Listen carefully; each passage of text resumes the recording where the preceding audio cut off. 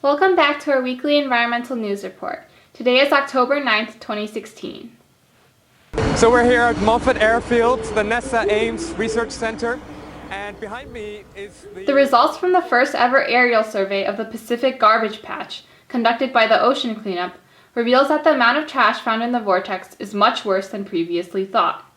The team had to switch from using boats to flying aircraft to accurately count the ocean plastic.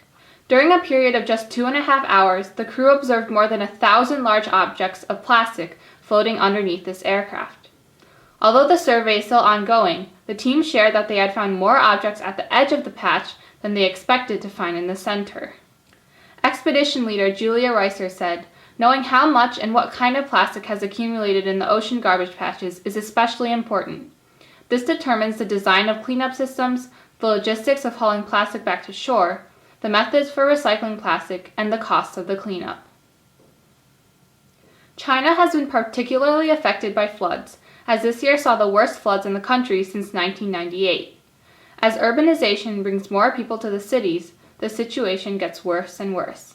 In December 2013, President Xi Jinping announced a national plan to combat flooding in China's cities, inhabited by 450 million people, which detailed an upgraded urban drainage infrastructure that will achieve drainage to establish natural retention, natural infiltration, and natural purification, like a sponge city. It will soon be implemented nationally, and designers will concede to nature's methods to ensure water is absorbed when there's an excess. Instead of water-resistant concrete, permeable materials and green spaces will be used to soak up rainfall, and rivers and streams will be interconnected so that water can flow away from flooded areas.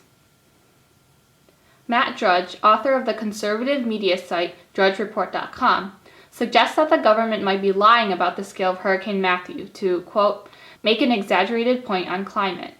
He has since been ridiculed by other users over his tweets that question the severity of the storm and official warnings about it, and many urge his followers not to listen to him and evacuate immediately. Drudge's tweets tap into a sentiment held by some that climate change is not real, a view contrary to the overwhelming consensus of scientists. To not believe in science is to not live in the modern world, and influencing others and putting their lives in danger is what's really deplorable. The world's first agreement to curb aviation's greenhouse gas pollution has been struck by 191 nations in a landmark United Nations accord. This was aimed at reducing plane travel's impact on climate change, and followed years of disagreements between nations. The meeting in Montreal has settled upon a global emissions reduction scheme that will apply to passenger and cargo flights that generate more than 10,000 tons of annual greenhouse gases. The new system will be voluntary until 2027, but dozens of countries, including the US and China, have promised to join in 2020. However, there is still some contention from environmentalists. Green groups have complained that the deal will do little to reduce aviation emissions, which account for only 1.3% of the global greenhouse gas total today. They warn that the deal does not go far enough.